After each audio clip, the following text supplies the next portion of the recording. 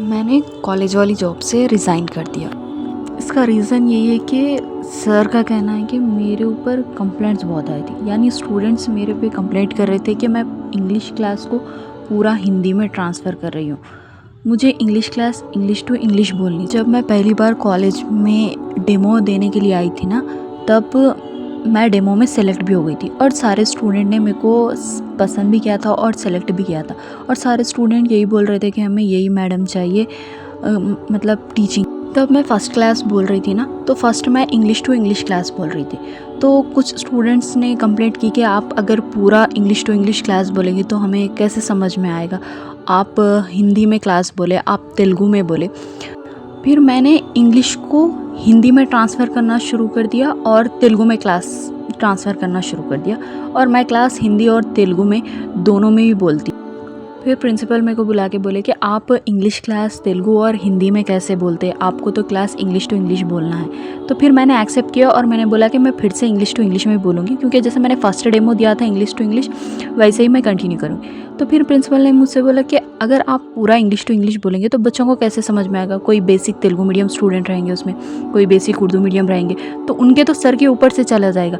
तो आप मैनेज करके बोलो कि आप कैसा बोलना चाहते। फिर सर ने बोला कि आप 3 लैंग्वेजेस में भी क्लास बोलो। तो मैंने वो बात भी एक्सेप्ट की और मैंने स्टार्टिंग से 3 लैंग्वेजेस में क्लास बोलना स्टार्ट कर दिया। फिर सर मेरे को नीचे बुला के फिर से कंप्लेंट करते हैं कि किसी टॉपर को, मतलब कोई स्कूल में कोई लड़की टॉपर आई थी और वो टॉपर लड़की नीचे आके कंप्लेंट करती है कि मैडम हमें हिंदी टू हिंदी, मतलब हिंदी में क्लास बोल रहे हैं, तेलुगु में क्लास बोल रहे हैं, इंग्लिश में नहीं बोल रहे, ऐसा बोलेंगे तो कैसे। फिर प्रिंसिपल ने डिसाइड किया कि वो मुझे अब से क्लासेस को नहीं भेजेंगे। तो वो सर मेरे को ऑफ़र करते हैं कि मैं आपको क्लासेस को नहीं भेजूँगा, और यहाँ पे हमारे पास ना एक मतलब इंचार्ज पोस्ट है, आप वो कर ले।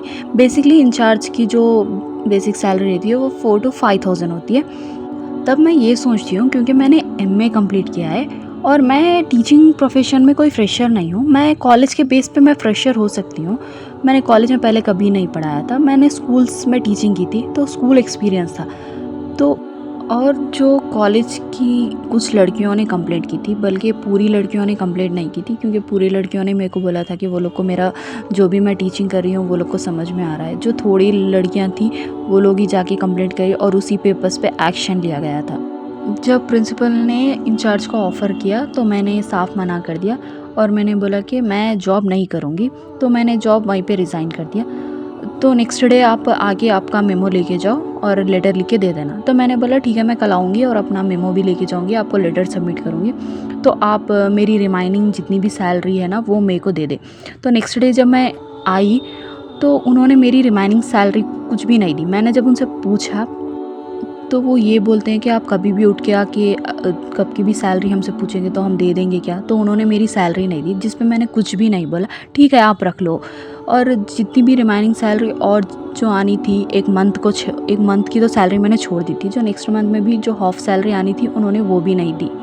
और इंचार्ज की पोस्ट पे काम ये करना होता है कि आपको मतलब स्टूडेंट्स के हॉल टिकट्स आए तो वो हॉल टिकट्स इशू करना होता है, फ़ीस के लिए पेरेंट्स को कॉल करना पड़ता है। बेसिकली ऑलमोस्ट अराउंड पूरा काम पूरी रिस्पॉन्सिबिलिटी से आपको करना पड़ता है इंचार्ज पोस्ट पे। अगर मैं बात करूं तो ये टीचिंग जो प्रोफेशन थी ये मेरी फर्स्ट जॉब नहीं थी। इससे पहले भी 2017 से मैंने जॉब स्टार्ट की है। मैंने ख़ुद का ट्यूशन 4 इयर्स चलाया। मैं स्कूल्स में टीचिंग कर चुकी हूँ। मैं बड़े बड़े हॉस्पिटल्स में as a lab technician work कर चुकी हूँ। मैं मतलब फूड इंडस्ट्री के अंदर एज ए माइक्रोबायोलॉजिस्ट जॉब कर चुकी हूँ। तो ये मेरी कोई फर्स्ट पोजीशन नहीं थी। तो ये कोई मेरी पहली जॉब नहीं थी, ये कोई मेरी पहली टीचिंग नहीं थी। एज ए मतलब कॉलेज के लिए तो ये मेरी फर्स्ट टीचिंग ही थी। बहरहाल मैंने ये जॉब छोड़ भी दी है और ये लोग ने मेरी सैलरी भी नहीं दी और मैंने अपनी सैलरी भी छोड़ दी है। मैं इस बात का कोई अफ़सोस नहीं करूँगी कि मेरी ये जॉब चली गई, ये लोग ने मेरे साथ ऐसा किया, ये लोग ने मेरी सैलरी भी नहीं दी। मुझे इस बात का कोई अफ़सोस नहीं है। मैंने सुना है कि रिज़्क़ के दरवाज़े जो है ना वो अल्लाह खोलता है। तो मेरा यहाँ पे रिज़्क़ का दरवाज़ा बंद हो चुका है, तो मैं अल्लाह से दुआ करूँगी कि मेरे लिए रिज़्क़ का दूसरा दरवाज़ा खोल दे। मैंने सुना है कि अल्लाह पहला दरवाज़ा तब तक नहीं बंद करता जब तक वो दूसरा दरवाज़ा नहीं खोलता।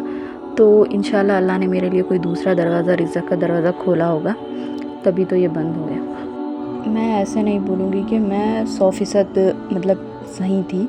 मैं भी इस टीचिंग प्रोफ़ेशन में मतलब कॉलेज में टीचिंग के लिए मैं भी फ्रेशर थी, तो कहीं न कहीं मेरी भी टीचिंग में शायद गलती हुई होगी। मैं ऐसे नहीं बोलूँगी कि मैं 100% ठीक थी।